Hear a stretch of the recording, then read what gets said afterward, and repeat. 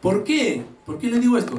Porque muchas veces nosotros confiamos en nuestras fuerzas, confiamos en nuestro trabajo, confiamos en que tengo mi mamá o tengo mi papá o tengo, qué sé yo, un ingreso económico, porque hay gente que recibe ingresos también de otro lado.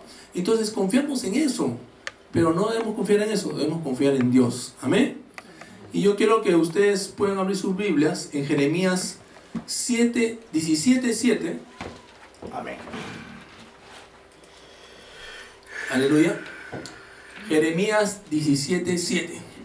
Que, mire, hace un momento que fui a recoger a Yamile, vi un local, ¿no? Y entonces justo le comenté a ella, voy a venir, porque le pregunté, antes de ir a recogerla a ella, le pregunté a un señor si ahí estaban alquilando, me dijo que sí. Entonces, está cerquita, está acá por la 19. Entonces, vamos a ver, de repente ese es el lugar que Dios nos ha preparado. Pero nosotros tenemos que aprender a confiar en Dios, ¿ok? A confiar en Dios. Dice Jeremías 17:7. Mira lo que dice. Cuando dice varón, no se refiere al hombre, se refiere al hombre y a la mujer, ¿ok? Bendito el varón que confía en Jehová y cuya confianza es Jehová, porque será como un árbol plantado junto a las aguas, que junto a la corriente echará sus raíces y no verá cuando viene el calor, sino que su hoja estará verde, y en el año de sequía no se fatigará ni dejará de dar fruto. ¿Ustedes saben lo que significa eso? Si ustedes analizan bien cada palabra, lo que está escrito ahí, nosotros vamos a entender de que esa planta o ese árbol que Dios está hablando somos nosotros. Y esa planta, ese árbol que está plantado, dice que no va sus hojas a dejar de tener el color verde. ¿Por qué? Cuando ves unas hojas que no son verdes y que están marrones, porque están marchitas, porque le falta agua. Pero acá dice de que estará su hoja verde, y cuando haya sequía, o sea, cuando no haya agua, el árbol no se fatigará ni dejará de dar frutos. Nosotros no tenemos que fatigarnos ni de dar frutos. Hermano, nosotros tenemos que dar frutos, no solamente frutos del Espíritu, sino tener frutos de testimonio, frutos de vida, para que otros puedan querer ser como nosotros. Pero si nosotros no damos frutos, entonces algo está fallando, ¿no? Entonces dice que nosotros tenemos que aprender a bendecir, tenemos que aprender a confiar en el Señor, porque en la confianza está en Dios, en Jehová, ¿ok? Solamente en Él, amén. Yo creo que Chile vaya buscando el Salmos 37:5, ¿ok? Y Diana vaya buscando el Salmos 40, versículo 4. A ver si Gerson me busca Proverbios 24:25. Y otro varón, a ver, Salmo 125:1, Rafael, Salmo 125:1, ¿ok? Porque es necesario confiar en Jehová, es necesario confiar en Dios. Nosotros tenemos que aprender a confiar en Él, no en las circunstancias, no en los problemas, sino confiar en Él todo el tiempo. Todo este año hemos confiado en Dios, ¿sí o no? Porque Dios ha sido fiel o no ha sido fiel. Mira, hasta ahora tú estás acá sentado, no estás parado, pero estás sentado y Dios te ha provisto, Dios te ha bendecido. Quizás algunos más, quizás algunos menos, pero por lo menos no te ha faltado pan en tu mesa para comer, ¿entiendes? O un abrigo para abrigarte, o un techo para que no te caiga la lluvia. O sea, si tú dices, ay pastor, es que a mí me fue mal, pastor. Sí, pero comiste, te abrigaste, tuviste un techo, una cama donde dormir, por lo menos tuviste algo que Dios te dio. Quizás no te dio tanto, porque hay que estudiar qué pasó, pero realmente Dios siempre quiere dar, siempre quiere dar, siempre quiere dar. Él no quiere quitar, Él quiere dar. Y su confianza de nosotros, la confianza de nosotros debe estar en Dios, ¿ok? En Dios. Hay muchas cosas que ustedes van a entender poco a poco, porque a algunos se les revela la palabra por el rema. O sea, cuando uno dice, ¡ay, así era! ¡Wow! Y uno comienza a experimentar, sea lo que sea. Puede ser sanidad, puede ser prosperidad, puede ser sobre vida abundante. O sea, se te revela esa palabra y tú dices, otros no necesitan que se revelen. Otros por obediencia dicen, no, el pastor dice así porque la Biblia dice así. Yo también lo comprobé y tiene que ser así. Si dice que nosotros si queremos ser bendecidos, tenemos que sembrar. Y si nosotros queremos sembrar, para poder recibir. Y yo no siembro nada, no cosecho nada, por eso que estoy así todo con la billetera vacía. Pero si realmente tú comienzas a sembrar, no, ten por seguro. Yo no te digo, porque si tú lees la palabra, ahí dice todavía, si tú deseas, puedes tratar con Dios. Si tú dudas, y Dios es fiel para cumplir su palabra. Él siempre te va a bendecir, hermano. No te engañas a mí, ni le engañas a Dios. Tú mismo te engañas. Porque cada vez que nosotros ofrendamos y diezmamos, hermano, yo sé cuánto cada uno diezma, cuánto cada uno ofrenda, porque yo lo leo. Y lo importante no es eso, lo importante es que tú lo des de tu corazón. No queremos obligar, el pastor está haciendo porque falta plata y por eso que tiene... No quiero. Si tú quieres dar, da o no da. Igual Dios me va a suplir a mí. Igual va a mover Dios de un lugar para venir y bendecirme. ¿Entiendes? Porque yo lo he comprobado. Si a mí me ha pasado, ¿por qué no le va a pasar a usted? Algunos hermanos también lo han comprado, han tenido experiencia inclusive y me han contado, pastor, mira, esto me subieron el sueldo. Pastor, mira que era un trabajo difícil y me lo dieron a mí. Ok, es porque Dios está moviéndose a favor de nosotros. Todo el tiempo, no es que en enero, en diciembre porque hay que dar regalos. No, es todo el año. Dios se está moviendo a favor de nosotros. Todo el año, hermano. Y yo sé que Dios te va a bendecir mucho más este año si tú obedeces y cumples su palabra. Amén. Entonces, Chile, que dice Salmos 37:5. Encomienda al Señor tu camino. Confía en Él y Él actuará. Amén. Y Él hará, dicen otras versiones, ¿no? O sea, tenemos que confiar nuestros caminos ¿a quién? ¿A quién? Al Señor, ¿no? ¿Qué dice los otros Salmos 40? Bienaventurado el hombre que puso en Jehová su confianza y no mira a los soberbios ni a los que se desvían tras la mentira. Ahí está. Bienaventurado el hombre que confía en Dios y pone su confianza en Él y no mira a los soberbios. O sea, no está mirando a los demás. Que este no, que sí, este tío, este no dio, o este es feo, o este es bonito. No, yo solamente sé que voy a obedecer y Dios me va a bendecir. Más allá no sé, porque Dios no va a fallar, Dios no va a mentir. No, porque a veces nosotros decimos, no, yo gané 900, son 90, ese sirve para la gasolina, sirve para pagar esto, sirve para... Está bien, o sea, en lo lógico, eso es lo lógico, hermano, en lo lógico.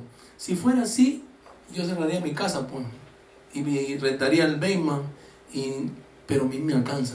Yo no sé cómo, pero me alcanza. Y yo creo que si Dios es fiel conmigo, también tiene que ser con ustedes. Con algunos de ustedes han comprobado, yo no tengo que demostrarles, ustedes han comprobado y dicen, sí, pastor tiene razón, Dios es fiel conmigo. ¿Ok? Entonces, ¿quién seguía? Proverbios 24:25, creo que Gerson, ¿no? Sí. Amén. 24:25, ¿verdad? Sí. Sí, más los que lo reprendieren tendrán felicidad. ¿Así dice? Proverbios 24:25, sí. ¿verdad? Sí, así es. Ok, entonces, me equivoqué un número. Rafael, ¿lo tienes? Salmos 125:1. Es chiquito nomás.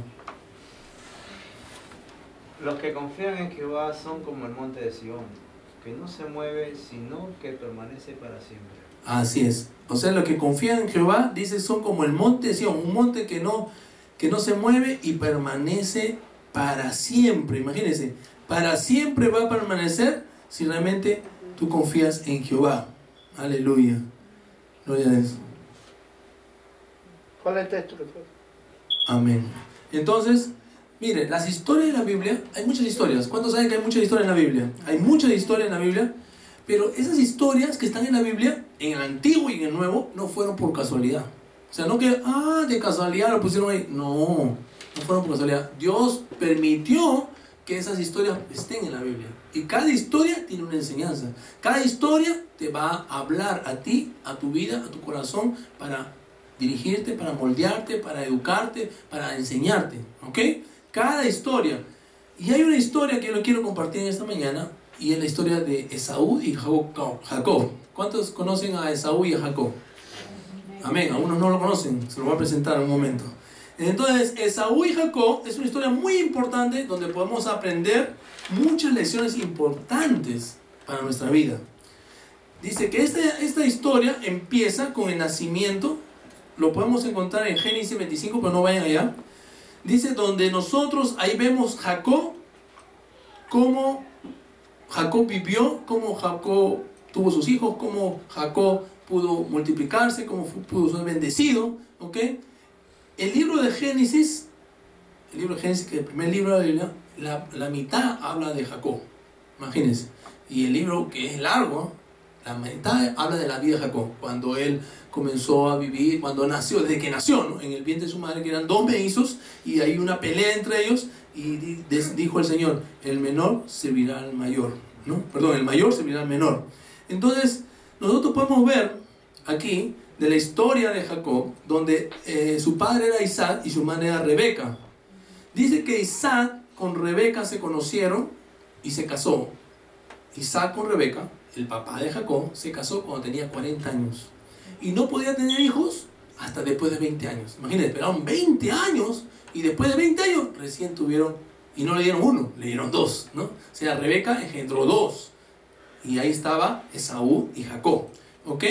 Entonces, todo esto empezó, dice, desde el vientre, imagínense. Ellos ni habían nacido y ya había un pleito ahí adentro del vientre, ¿no? O sea, que había un pleito dentro, imagínense, los dos niñitos peleando ahí dentro de la barriga de su mamá, que era Rebeca, ¿no? Entonces, vemos aquí cómo estos dos estaban peleando antes que comenzaran a desarrollarse.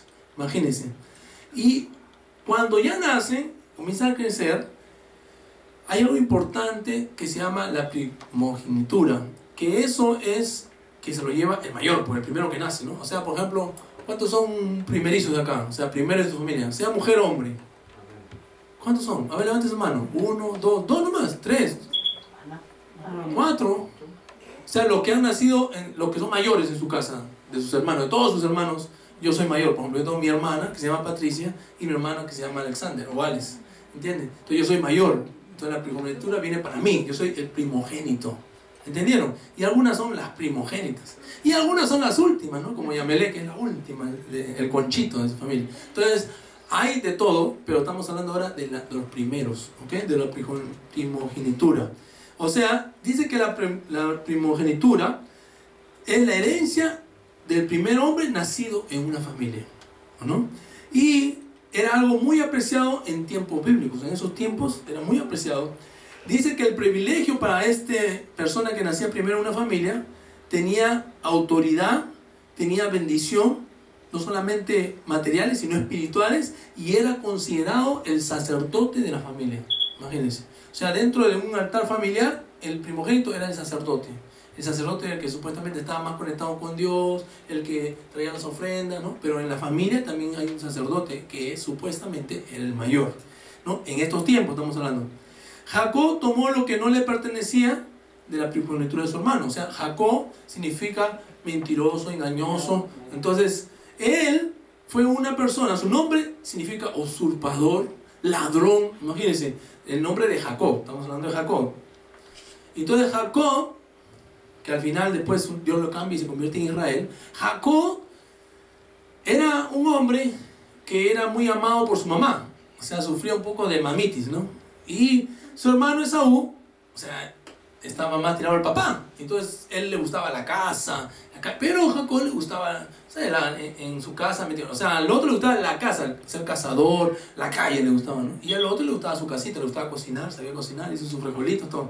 Entonces, así como Rafael, que a veces cocina y me llama, me invita, ¿no? Entonces nosotros también, a veces nace uno así, nace otro así en nuestros hijos, y cada uno nace con talento, ¿no? Pero aquí vemos claramente dos aberturas, uno que era de casa y otro que era de la calle, ¿no?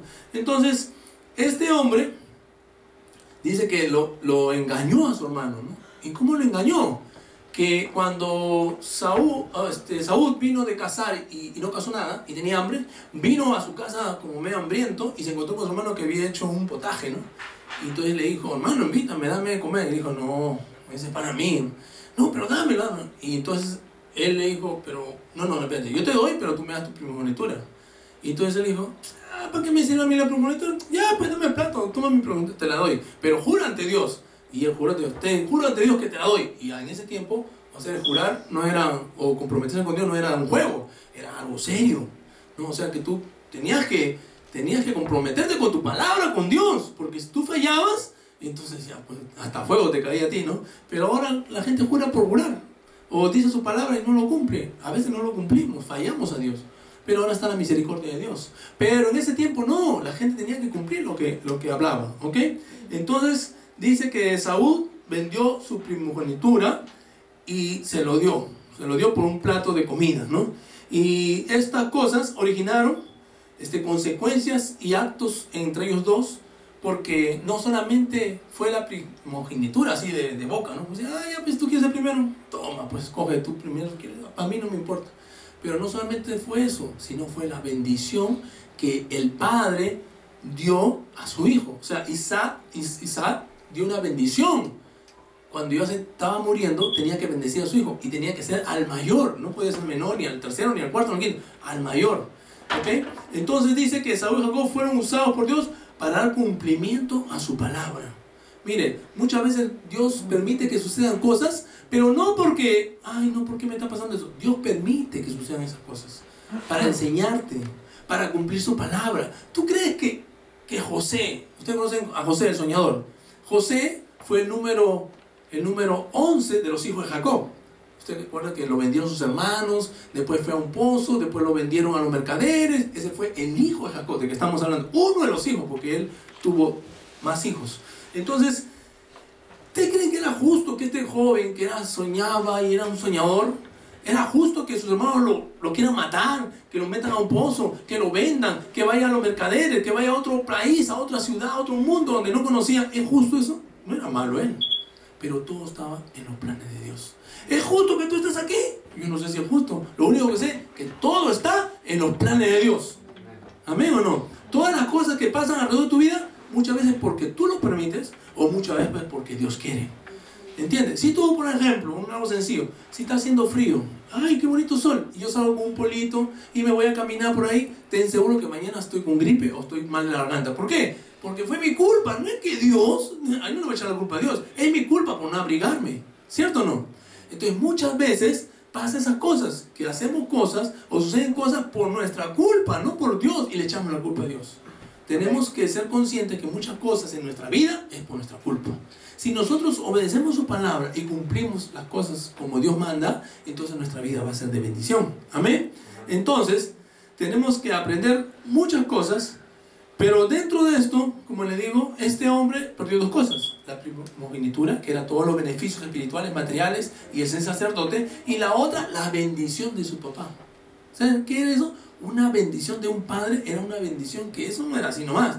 Yo me acuerdo que mi papá, en los últimos años, cuando ya antes de morir, bueno, no estaba tan enfermo, pero él siempre que yo iba a Perú me decía: hijo, Dios te bendiga, me decía. Y a veces él no era de hablar mucho, era como un poco tímido, ¿no?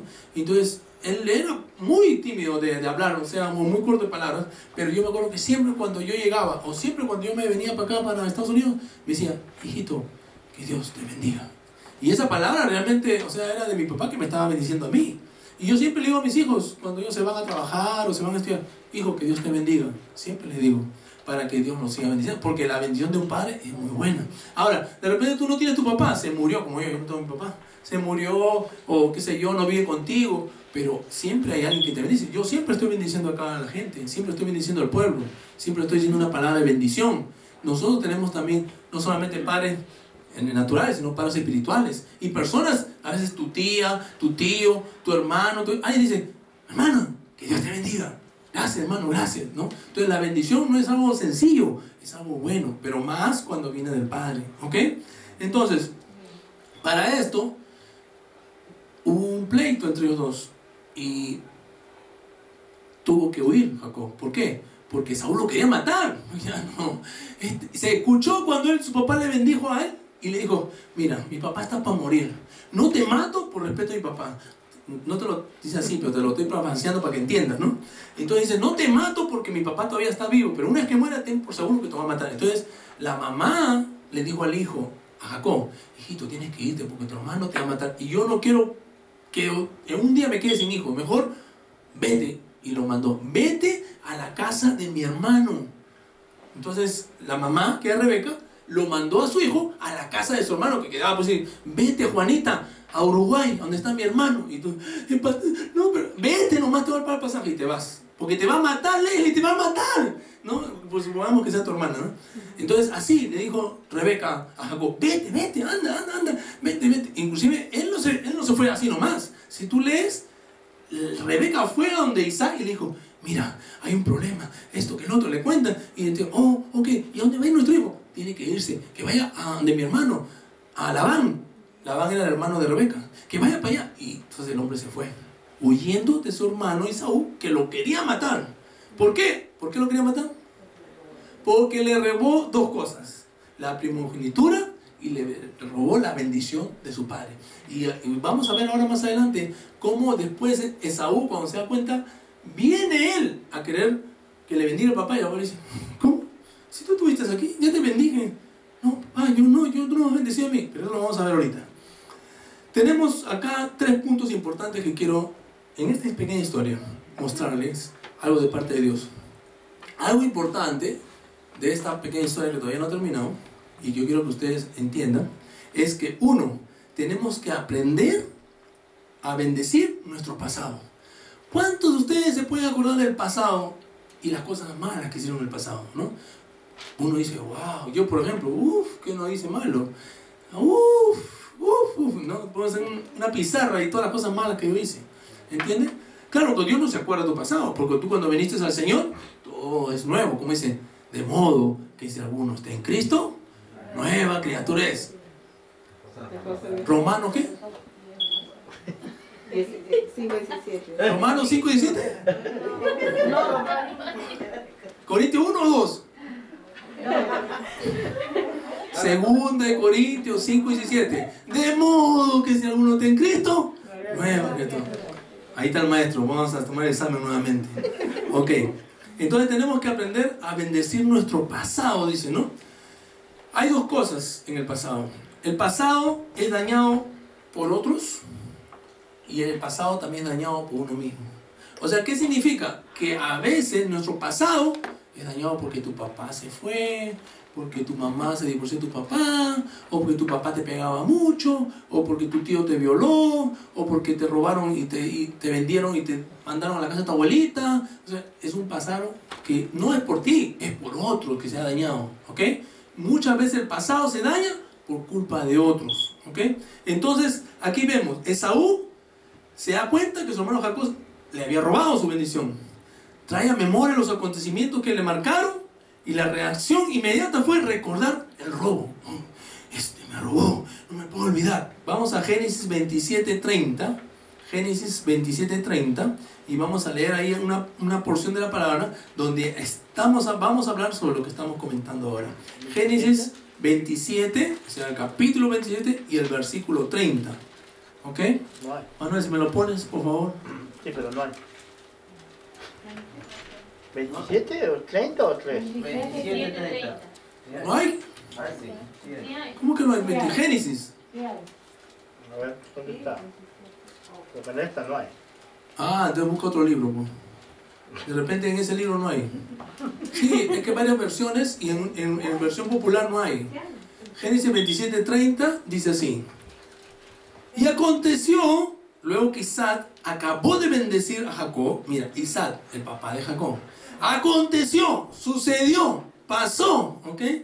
Luego que Isaac acabó de bendecir a Jacob, y apenas había salido Jacob delante de Isaac, su padre, que Esaú, su hermano, volvió de cazar. O sea, el hermano volvió de cazar para cocinarle algo al papá y darle. Y hizo él también un guisado, una comida, y trajo a su padre y le dijo: levántese, mi padre, y coma de la casa de su hijo para que me bendiga. Entonces Isaac, lo que le estaba comentando antes, su padre le dijo: ¿quién eres tú? O sea, como diciendo, si lo bendiga, otra vuelta, ¿quién es este? ¿Quién eres tú? Y él le dijo: yo soy tu hijo, tu primogénito, Esaú. Imagínate que yo soy Eduardo, tu hijo, el primogénito. Y vengo a reclamar, y ya el otro, como le engañó, ya vino y se robó la bendición, ¿ok? Entonces le está preguntando, y se estremeció Isaac grandemente, se estremeció, imagínate, ¿qué? ¿Cómo se pondría, no? Y dijo: ¿quién es el que vino aquí? Que trajo casa y me dio de comer, me dio y comí, y de todo antes que tú vinieses. Yo le bendije y será bendito. O sea que el papá le estaba diciendo: mira, vino alguien antes, yo lo bendije y será bendito. Y yo no sé qué pasó, pero aquí yo estoy viejo. Dice la Biblia que Isaac ya estaba viejo y ya no veía mucho. También eso también fue un punto a favor de Jacob, ¿no? Cuando Esaú oyó estas palabras de su padre, clamó como una muy grande y muy amarga exclamación, y le dijo, bendíceme también a mí, Padre mío. Imagínense, o sea, ¿dónde? Yo quiero que ustedes vean, ¿hasta dónde es aquí? Papá, a mí también bendíceme, por favor. Le estaba hablando, Harry, bendíceme, por favor, ¿no? Entonces le estaba pidiendo, ¿no?, que le bendiga, porque no importa, pero bendíceme, aunque sea un pedacito de la bendición, ¿no? Pero ya, mira que cuando él está clamando eso, y él le dijo, vino tu hermano con engaño y tomó tu bendición. O sea, imagínate ese hombre cómo estaba, con cólera, ¿no? Y Esaú respondió, bien, llamaron su nombre Jacob. ¿Ve? O sea, que él dijo, bien, se llama Jacob por mentiroso, por ladrón. O sea, su nombre significa todo eso que yo les dije, ¿no es cierto?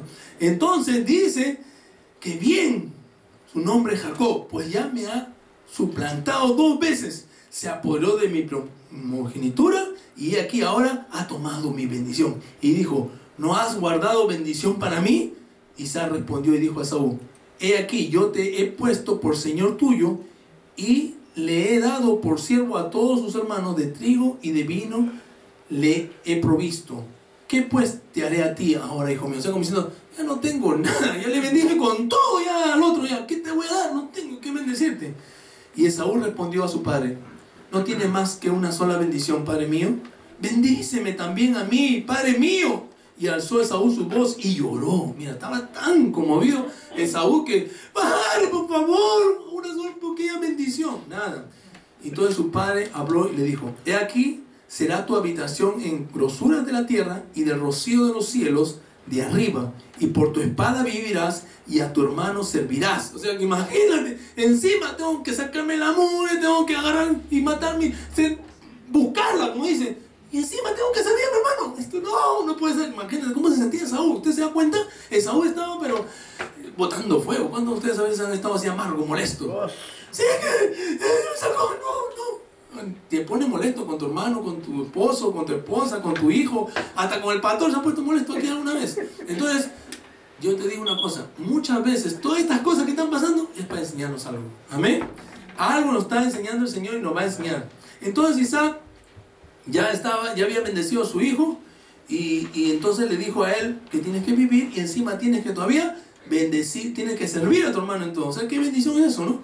Pero de todas maneras, aquí vemos de que como Esaú, o sea, le bendice y hace ver de que es importante la bendición del padre, ¿no? Entonces, en este pasado, muchas veces hemos sido dañados por otros, como le dije al comienzo. O sea, Jacob dañó a Esaú, o Esaú fue dañado por Jacob.